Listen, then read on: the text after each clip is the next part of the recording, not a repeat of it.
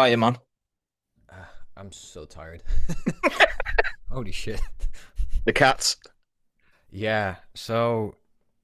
I I had the two cats. Then I had the extra one who is like not willing to be fed in the same room as the other ones. So What, from the same litter? yeah, well, they're from the same shelter, but Hmm. like the cats I had before the kittens. So one just doesn't want to be fed near the other ones because he's anxious or whatever, which is relatable, but also get it together. Um, And then now there's the three kittens, but the mom doesn't want to be in the same room as the three kittens anymore. So now I have to feed cats in four separate rooms, and they also have like four sets of different needs. And I'm so tired because I'll go to bed and then one starts meowing and like, oh my god, I have to attend to this because what if a thing is happening? What if something urgent? And then it's just like, no, I want out. Like, ah, for fuck's sake. So yeah, I'm exhausted. But besides that, yeah, we're managing. How about you? How are you doing? I'm all right, man. I can't even like when my cat was a kitten. I still have PTSD from that because they're just they're like little kids, aren't they? Just like I don't know, just fucking crawl everywhere, or they do the things that you don't want them to do. So Yeah, my headphone cable is now full of like tiny bite marks. I'm like, this is the one thing I definitely don't want you to do. Everything else is like annoying, but I can deal. yeah, Yeah, they're in the little raptor phase now, so they're just seeing what they can get away with. yeah. Don't envy you, mate. I appreciate you doing this earlier than what we said. Yeah, of Um, course. but yeah, so just thought I just some nice easy questions to run through where you are, uh, what you've done recently, and what what lies ahead. So the first thing I wanted to ask you, we kind of alluded to it. I rewatched our last interview just to prepare for this, and we alluded to it. You playing what I thought was left-handed. So you're right-handed, aren't you? Yeah, yeah. Yeah. So you're right-handed, you play left-handed, but you play the strings upside down. So out of curiosity, I just want to know how that came about, and is that how you initially started playing? So I bought a really cheap nylon string guitar, which was right-handed because they are the most available, and I'm right-handed, so I was like, yeah, obviously. Um, and then I grabbed it. It's like this does not make sense to me.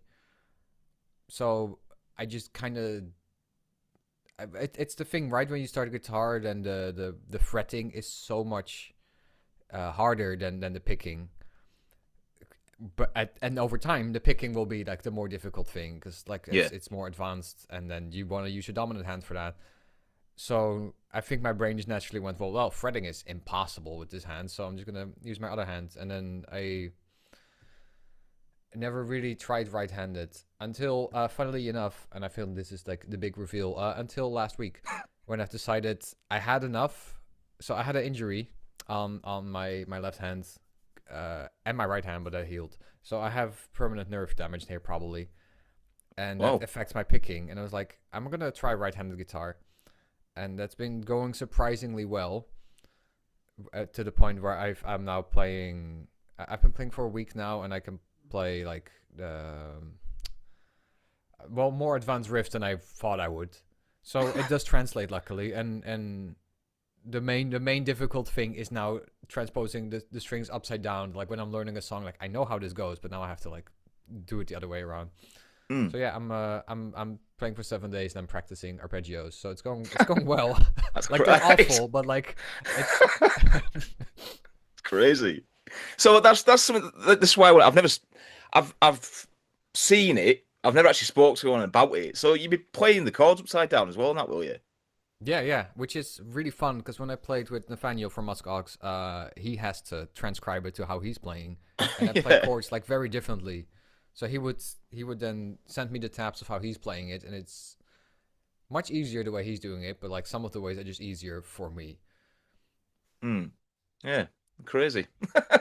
And the facts that you're playing the standard way now just you're just boggling my mind. It will be a cool party trick. I'll be like I can swap mid song. Yeah. Right. So we'll get into the meat of the interview now. So you're quite candid on social media about how draining it is being on there. So what is it about social media that creates such exhaustion for you? I watched a video on this yesterday, just by pure coincidence. It's it's not social media anymore, is it? It's just the word they use now is slop. It's just garbage coming from the garbage machine, just primed for neuron activation, and then your brain just goes like, ah, yes, I got the dopamine hit, please give me more of this, instead of meaningful, engaging, uh yeah, soulful material that people care about. Like, I want to see what drives people. I don't want to see like, oh, look at this AI video of a cat walking through a supermarket. Like, I do. Who cares? Honestly, this is soulless, meaningful. This is it, and it just feels like this is the natural point we've gotten to, because it's free to make, and it's easily digestible, and I don't want to partake in any of that, which is Mm, depressing, because obviously that's how you have to run. Like, I'm trying to run this as a business as well as a passion, obviously, because finances. yeah. I'm not willing to make a video with like big letters like, oh, 5 things you didn't know about me. Like, oh, who fucking cares? Honestly. It's also funny you bring up the cat thing. That is something I actually see me asked about when people go, "Oh, look at this," and it's an AI generated image of a cat deadlifting or something. Like absolutely freak. It's like nightmare fuel. Yeah, no, it is. It's like one of those fever dreams. It's like, wow, okay. I'm glad we brought this to reality instead of like Yeah, cures for like diseases. yeah, yeah. I can like just because you're around my age, aren't you? So yeah, just before the internet that we know, that's the last thing I'd have imagined where we are in 2025. It was because it was such a magical place. Because like when obviously there was like God, I'm old. There was dial-up internet, so you'd have to like pick your time. Like, I'm gonna spend some time on the internet, and then it was the 2000, I think, five. It was like the MySpace era, and the whole memes becoming a thing. And it's like, oh, this is nice. This is people engaging and like being funny. And then very quickly it became like, okay, how do we monetize every single part of this? Yeah, And it just turned into like a machine instead of I don't know who, if there's now a popular thing. I don't know who made it, because it gets like regurgitated like 5 trillion times. And like back in the day, you'd be like, oh, this is, you know, you usually knew the source, or you knew like what it was referencing. I feel like yeah, now it's just people throwing shit at the wall. yeah, yeah. Draining. So ties into the next question really, because it obviously um, it puts you in a bit of a predicament because you've now gone independent again. So very recently you announced that you're parting ways with Prophecy Productions. So what made you want to make that decision? I think it wasn't a good fit in the end. I think I was um I'm always trying to be like politically correct about the relationship I have with Prophecy, because I've released 2 albums and reissued one on there, and it led to some opportunities, and it's not like it was like, oh, this is hell, obviously. So I got some good connections out of it, and I had some meaningful growth as an artist there. I think in the end it was a bad fit, and I don't think they knew how to promote my specific genre of music. They've also just made some choices as a label like I want to move away from. I will be right back. I hear a kitten wailing. I'm sorry. No worries, man. Oh my God. Oh. This is the one I'm Just keeping. So oh, you keep all right. Is it a girl or a boy? it's a boy. He's Yeah. uh he's the biggest by far. He's like, I think 200 or 300 grams more than the other two. What do you know? Well, just want to get in. Is he Sorry? scratching to get in the room? Was he scratching to get in the room? No, I think they were like fighting too hard. So like they can just have a break from each other for a bit. All right. Um.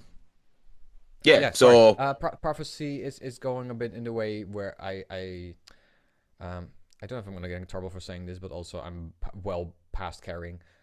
mm, I think a while ago they did like some. Okay, bye, kitten.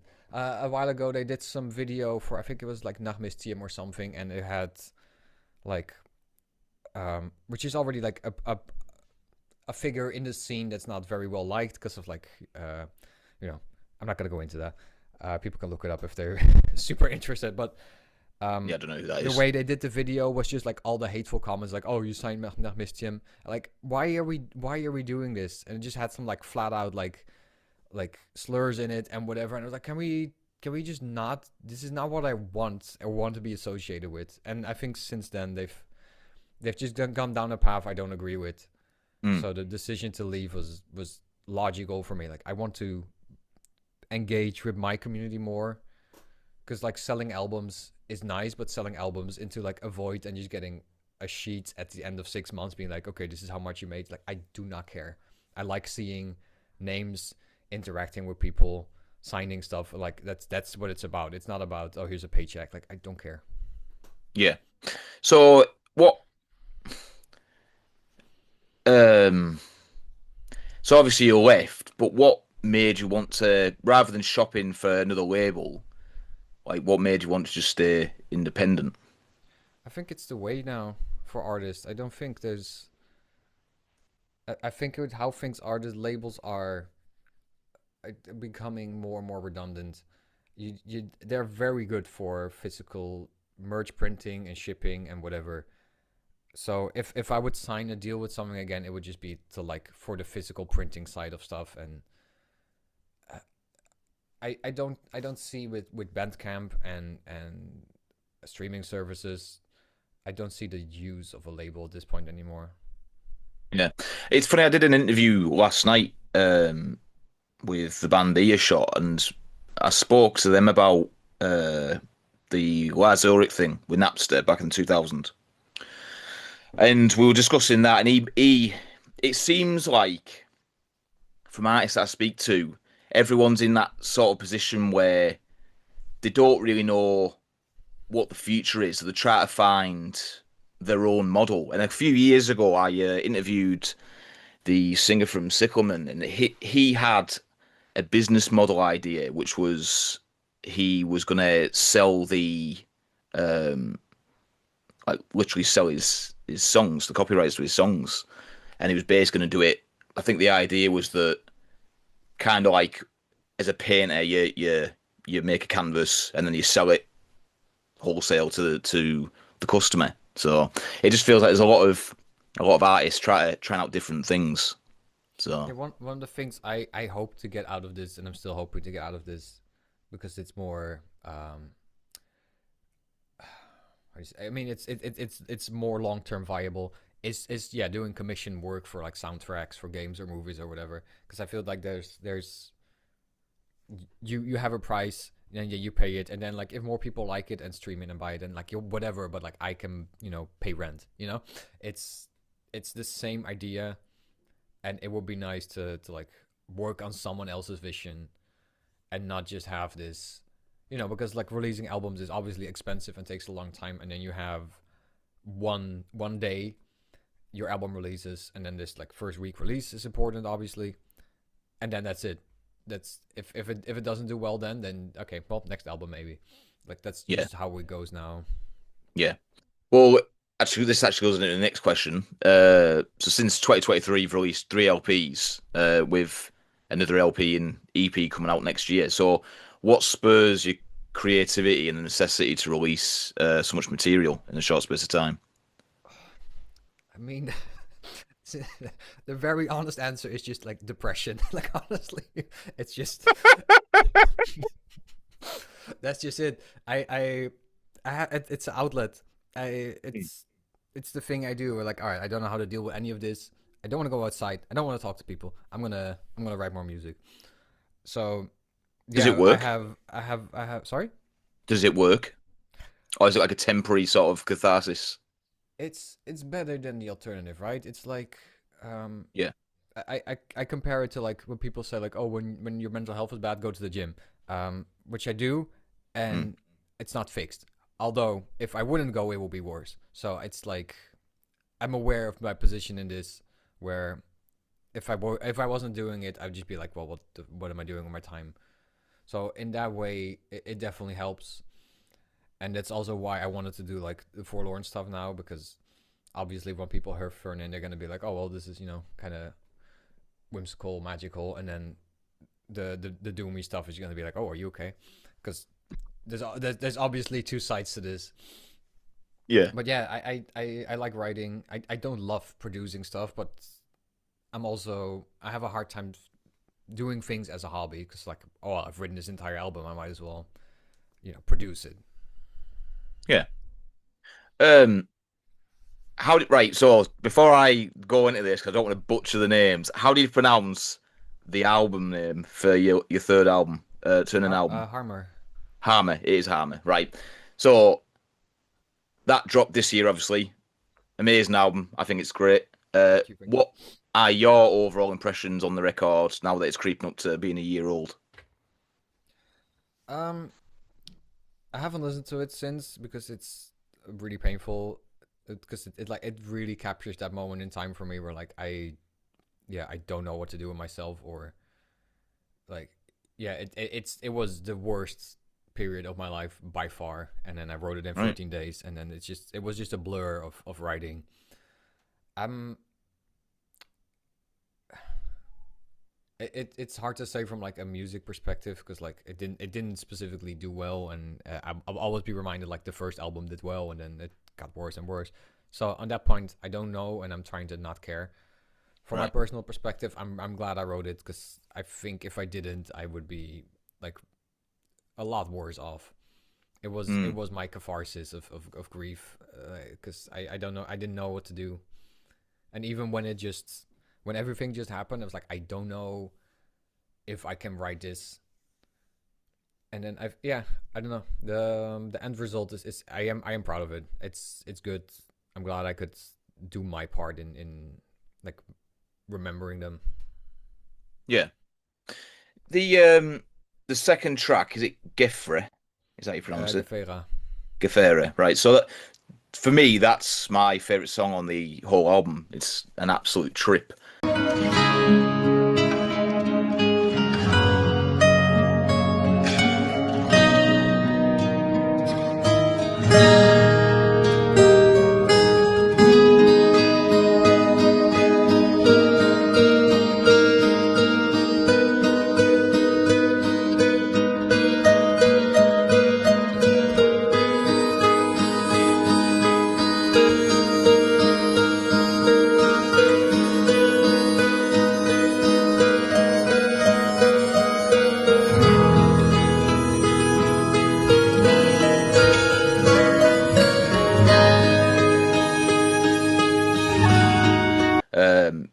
I looked up the translation. Does it mean companion? Yes, I think the idea behind it was like, yeah, a very old companion. So that's the chapter I wrote for the cat that's also on my hands and here, because I had him Right. for like 13 years. So it was just like that was my buddy for 13 years, and it made sense to have like a It, chapter it called like something like that. yeah, it also feels somewhat fitting because it's the collaboration track with Nathanael and Bear the Storyteller. Is it? Yeah, That's yeah. right, isn't it? Yeah. So run us through what the writing process was like for that. Like, how did you guys approach it? Um, it was surprisingly easy. I had two parts which I felt like I wanted. I originally had more guests planned, but there were like two parts of like, okay, this needs something over it, and I'd rather have someone else's input on this. So I basically just I sent them what I had, and then they just added something over it. And basically, just the first thing they sent was perfect. So it was really easy. I had no input in what they wrote. I just instantly liked it, and it came together very well, because we obviously had like a lot of time on tour to like adjust to each other, and we are kind of on the same wavelength. But they added their own flavor to it, and yeah, I love what they did on it. So what's is that your favorite song on the album? What's your favorite song on the album if Um, you were to have one? I think it's between Heartache, just because it's such a weird standout track, and the second last one, Filja, because yeah, I have the biggest emotional connection with those two.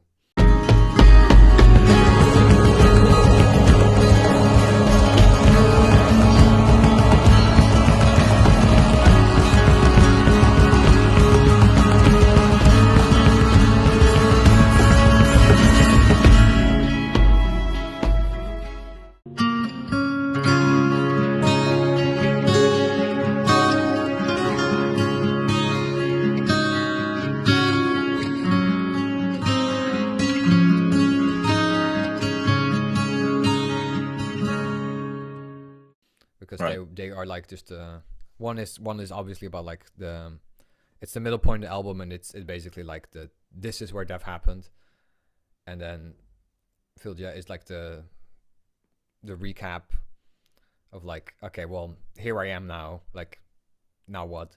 So and it looks back to like the first riffs on the album, and I really like how it comes together as a standalone track.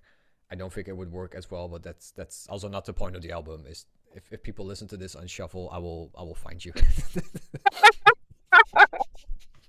Percent. No, that is it is. It's an experience, isn't it? It's an album experience. You're right. I mentioned, and I know you said before that writing it was a bit of a blur. Um, but I mentioned in my review that sonically, anyway, it felt like a combination of like that sort of bombastic, energetic energy that was on Utiseta, and it's mixed with like the poignant sadness of your solo record, Fragmented, which came out last year. So, was that the idea, or do you not really have any conception really of how it's going to sound tonally? No, I had no clue. I know I wanted to go like less over the top than Utiseta was. Hmm. I think it's the most like I'm just gonna wing it record I did of all time. It's even the callback at like on the second last track where it comes back to the beginning. Like it wasn't planned. I didn't plan any of this. I just had like the chapters. So like, okay, I want to translate this and this, and it just yeah, this album just happened. Like I obviously I wrote it, but like I can barely say I wrote it because it didn't feel like that. Right. Okay. Um. Right. Well, we'll move on to the i4 on stuff now. So, in the last interview, you mentioned, and you've actually mentioned it just before, the like logistical and financial difficulties that come from making specifically metal music, especially when you're a solo artist. So, um, and obviously now that you're independent as well, it's more of a surprise that you've gone back to that style of writing again. So, what made you want to go back to i4? I think it's the fact that I I don't know how to put this in a way that doesn't make me sound like horrible. So I'll just say it. It's like it feels fake to only show that side of me. You know, it feels fake to only be like, oh, I'm going to do chill acoustic stuff when I'm like, I'm trying to advocate people for mental health and stuff. And like, I go therapy, talk to friends, blah blah blah. It seems weird for me to make like whimsical folksy music, which obviously has the layer of sadness over it, when I'm struggling with all these things that are an equally big part, if not a bigger part of me, which I also want to like make music about because I think it's both an interesting subject and I think it's also cathartic to make that into music. Yeah. Um, do you so when you're writing a turning record or an iPhone record, do you get a different sort of release from it? Like, do you I get think more satisfaction out of making a metal record as opposed to a dark folk record? I think when writing, it feels very satisfying when like the metal stuff really comes together. But when it comes to like the production phase, it's so much work that by the times it like the recording comes together, I'm so tired of it that it's hard to compare. I feel like the simplicity of Thurnin, like with the layers it has instead of like the 5 billion layers of drums and guitar. I feel like that it's a there's a quicker like rush of like, oh yes, this is working, where metal takes more work. I think I've yet to see if it's more or less rewarding, but also Fernin like just kind of exploded on the first album. So I did not have time to be like, oh, is this like how do I feel about this album? Because I had to prioritize how everyone else was feeling about this album by the time it came out. Yeah. Um.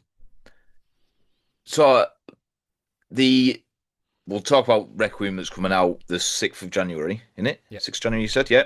So Requiem's coming out. That was you said to me that was a collection of songs from a few years ago. yeah, like 2014, 15. Hmm. So what made you want to um, pull them out of the archive and rework on them? Because to me, listening to it, it feels like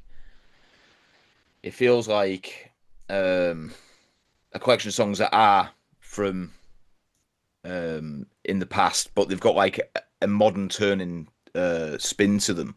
So was the intention to sort of take those songs and kind of add what you know now onto them.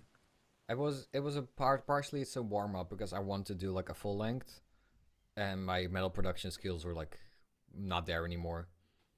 And well, I don't know if the F word there, but like I wanted to be like if I'm gonna do a full length and I'm gonna take the risk and the costs that come with it, I want to be like at my best. So these were songs that I kind of always thought about and be like, man, I wish I did them justice.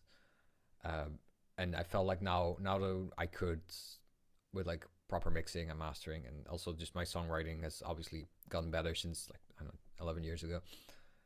I felt like this was like a good warm up for me to ease into like doing a full length.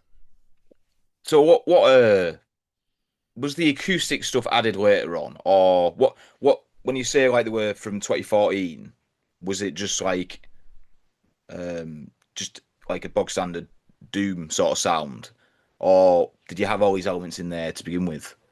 I think the elements were there. I just feel like I butchered the production, and my vocals weren't.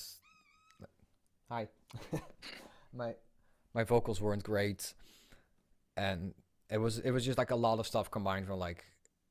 You, there's plenty of albums I also know that that really like. I love listening to them, but the production kind of stirs me away from them. Yeah. So I don't blame people for that because there's so much music out there. So these were like the four songs. Like right, I wish I did them justice, and also the four songs. Every song has the same theme of passing. Because like well the one example I can give, Pale Monolith was the song that I wrote when I had Dex the cat, because I could not accept the fact he was gonna die someday, and now he did, and I was like, this is a good time to like redo that.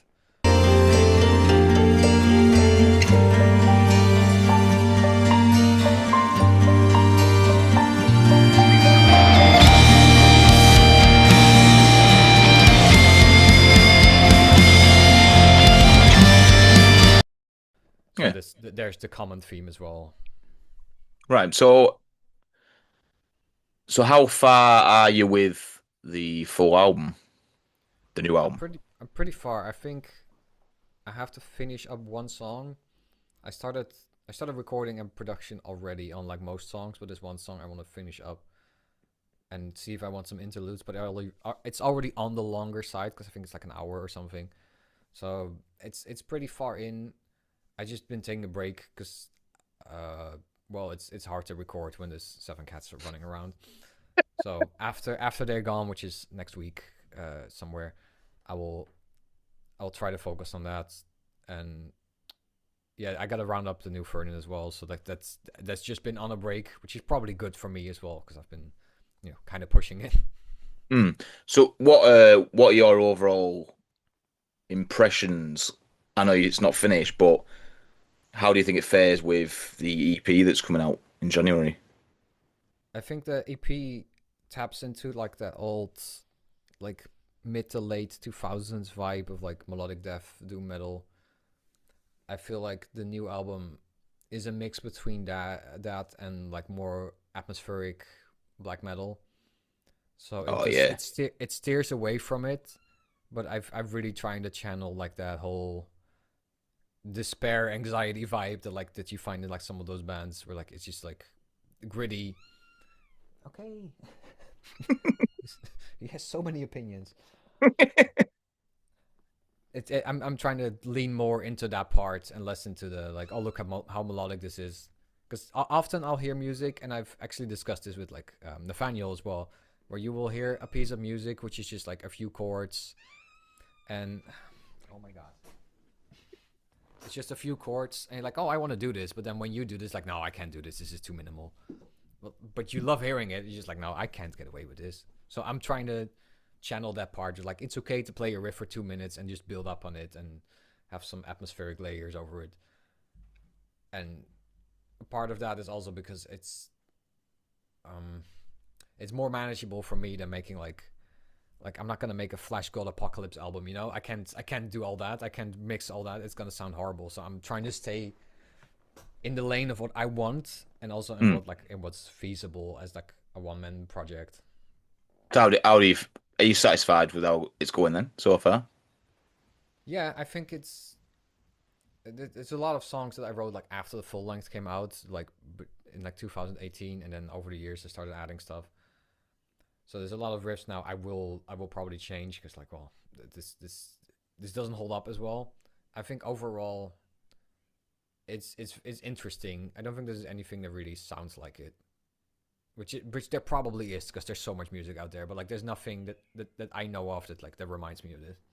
Well, that was definitely one of the positives that I took from the EP was that there's a very unique mesh of sounds in there. So I assume you're sort of expanding on that sort of atmosphere from the EP. Yeah, getting a bit of a blend in of like I like I think Moon Sorrow is a good example because like there are bands that sound like Moon Sorrow but without the folky elements, and Mm. that's just like small touches like that. Just like, okay, well this is now going from like an 8 out of 10 to like a 9 or a 10 out of 10 just because it does something that no one else does.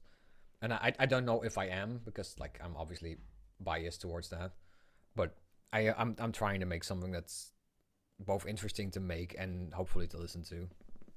Do you get the feeling it's some of the best stuff you've ever written? Some riffs are there's like some there's a few riffs on there is like, yeah, I know I channeled something beyond me.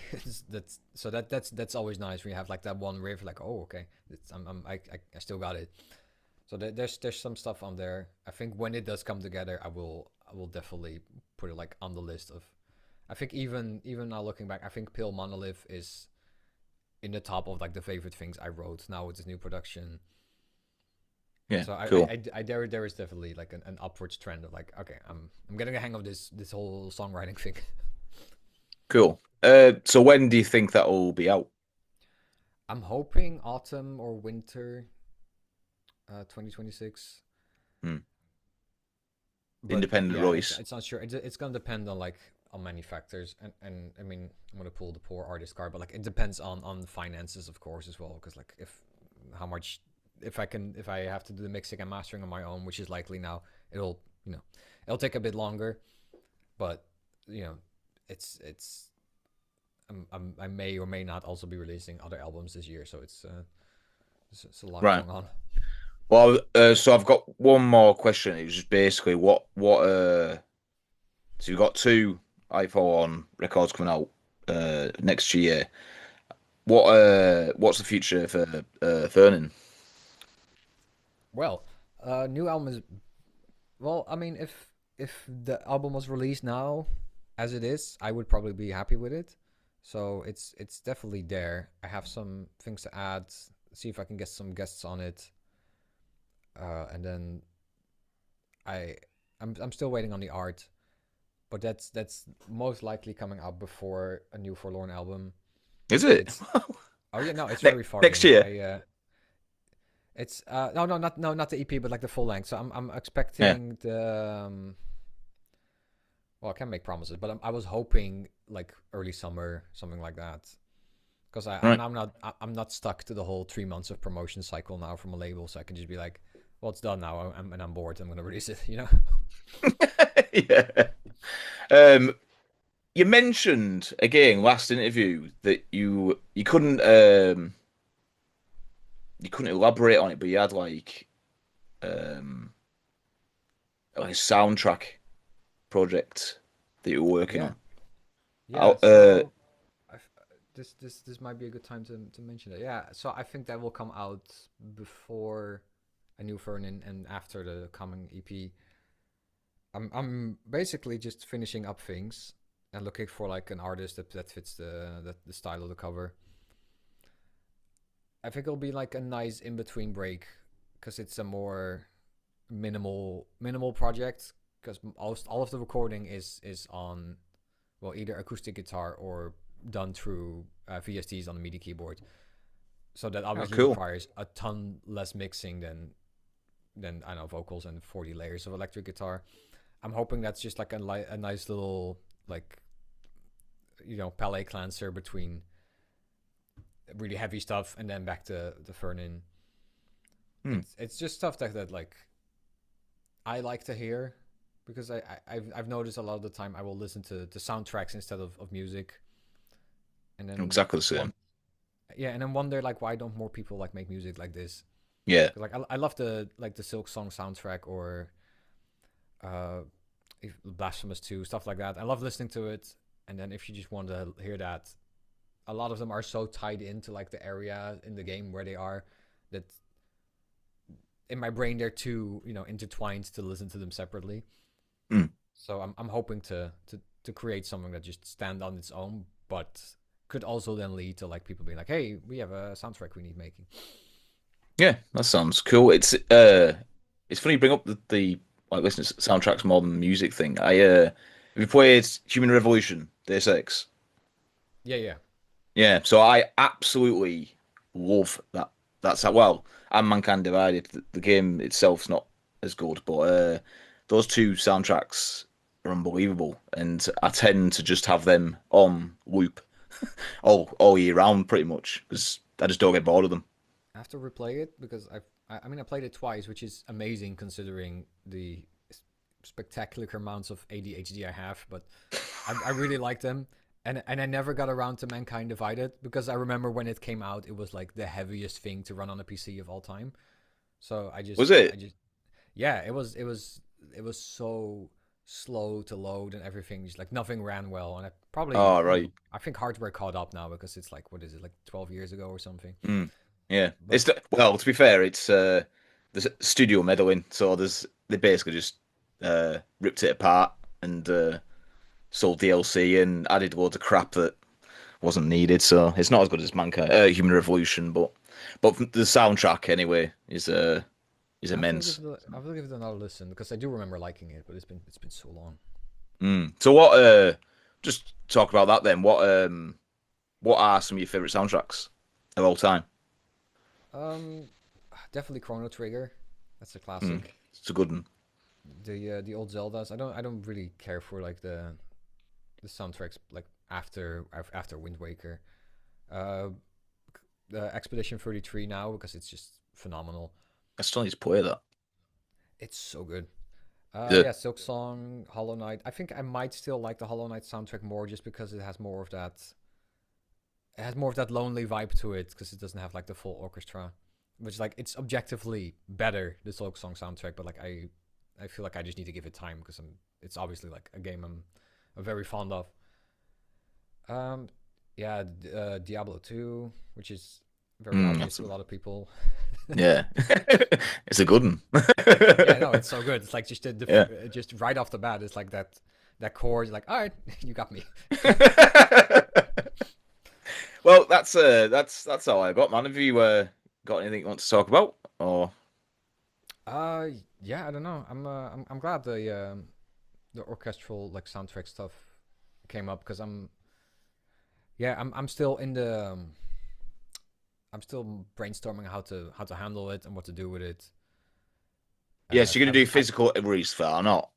I don't think I'm gonna do physical releases just because like No. it's the last year has been financially so rough for me with music that I don't think I can throw more money at the problem and hope it goes away. Hmm. So it will be a thing I'm trying to collaborate on as much as possible. Get multiple artists involved, see what I can do, and yeah, it's even if it doesn't do well, it's just like a thing I really enjoy making without the pressure of like current projects. Which is also why like I haven't publicly talked about it until now. Hmm. So was it vastly different writing on anything else you've been on? Yeah, because I everything I wrote so far, I write on acoustic guitar. Even metal stuff, I usually write on acoustic guitar. Right. And this was all written on piano, which is an instrument I'm not super good or familiar with, like most chord shapes, and I'm not specifically fast or good at piano. So it led to some progressions I otherwise wouldn't think of. Right. Oh, cool. I look forward to hearing it. When do you think that'll be out? Oh God. So yeah, the the plan is now to make that the priority for a bit, Right. and then hopefully, yeah, then hopefully like around spring somewhere. A lot of it depends on like if I can find an artist that I think fits the vibe. Hmm. And every cat in this house is meowing away. It is. Are they all in there? Well, there's the one. I don't know if he's hiding behind the door. Uh, Oh, it's a little ragdoll. oh. I honestly, they are so cute, but I really don't envy the chaos. I can imagine It's the cat is not good either. yeah, it's been an experience. Like I'm glad I did it because like the alternative would be like, well, I wonder what happened to this stray cat and her kittens. I feel like if I just left her outside, it would be bad news. And if Hmm. I put her in a shelter, I would just always wonder like, okay, are they in a good house? And at least now, I will know. Yeah. And as much as I love cats, I'm gonna be very relieved when this is over. I need my sleep. Ah, well, good chat, mate. Always good chat. Good talking to you. Yeah, thanks for the interesting questions, and you remembered like the things I didn't even remember saying. So Well, that's what I say. I just thought I'll just double check what you'd said last time, and that was one of the things that was brought up. So yeah, I'm glad. It sounds good. It sounds like there's a lot of stuff coming out next year. So I'll be there to support it as always. yeah, thank you. Yeah, I'm gonna try the like I think I publicly said it. I think this is the last year I'm gonna try to make this work as like in a professional way because I don't think I'm ever gonna give up on it as a hobby. Mm, But I feel like if I can't make it work and I'm still like drastically losing money over music, then I will just have to accept like okay, this is the scene has changed, everything is different now, and this is not for me to pursue anymore, and that's Is it so? I mean, is there like a bit of a scene where you are, or like the people you talk to, they're in exactly the same situation as you? well, I mean, this I think the country has a good metal scene because well, I mean, by coincidence, I saw Cryptopsy was doing a tour, which I wasn't even notified about, and like the only show on the poster that was sold out was in the Netherlands.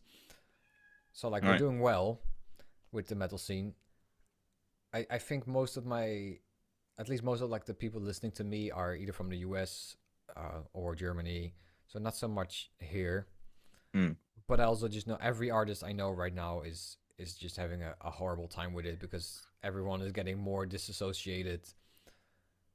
Everyone is more like, okay, what algorithms are changing, and everyone's like, what do you want from us? Yeah. Like stuff that worked months ago is now just like dead on arrival. So that's how quick it is it? Yeah, no, I feel like it's just ever changing because well, either people get bored or or companies are just like we want to push a different thing because this isn't doing what we want. When with I Forlorn, obviously because it's a metal band, like would you ever consider like translating that to a live setting and having a band? I think so. I think for Forlorn it would be nice. I would just have to, learn how to play and sing at the same time, or find a. I'm better at drumming and singing at the same time than I am at guitar and singing, Really? which yeah, which might also just be because I play the guitar like with my non-dominant hand on the rhythm part. So Yeah. it might just be extra brain processing, which I can't handle. So I will see how that is with my right-handed learning. But yeah, I'm not opposed to it. I do like the live playing. I think the downside of playing live with Thurnin has always been that I don't like being the center of attention. So like Yeah. if it's just so obviously me in the middle of a stage instead of like a whole band, then it's a very different energy. Yeah. Very vulnerable, isn't it? Yeah, I mean, I always knew this, but then when I actually did go on tour, I was like, oh god, I hate this. I don't like attention. It's like it's too late now, but Yeah. No, that's great, mate. Good chat. But I appreciate your time, all as right, thank you very always. much. Yeah, man. Stay in touch. Don't be a stranger. All right, have a good one. All right, man. Catch you later. Yeah, bye bye. Bye bye.